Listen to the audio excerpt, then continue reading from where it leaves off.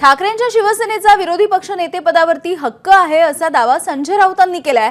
तर राऊतांना संख्याबळ कळतं का असा सवाल संजय शिरसाट यांनी विचारलाय।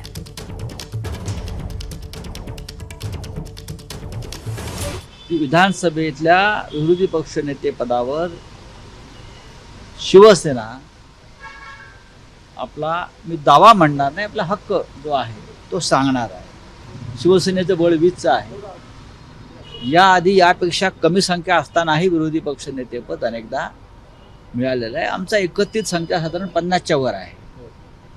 त्याच्यामुळे सरकारनं खास करून विधानसभा अध्यक्ष जे आहेत काल आणि आज तेच आहेत, त्यांना घटना, संविधान, लोकशाही याच्याविषयी नक्कीच चाड असायला पाहिजे आणि ते या विधानसभेत विरोधी पक्षनेते पदाची जी आमची भूमिका आहे ती मान्य करतील। अहो, त्यांना संख्याबळ कळतं का? काही किती संख्या पाहिजे?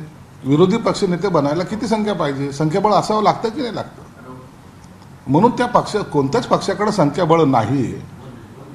हा अधिकार तरी अध्यक्षाचा आहे। अध्यक्ष काय निर्णय घेतील हा भाग वेगळा आहे, पण कायदेशीर दृष्ट्या पाहिलं तर विरोधी पक्षनेता हा विधानसभेमध्ये त्या कोणत्याच पक्षाचा होऊ शकत नाही, ही वस्तुस्थिती आहे।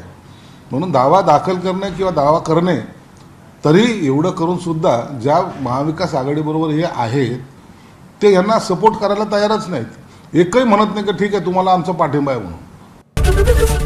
एबीपी माझा, उघडा डोळे बघा नीट।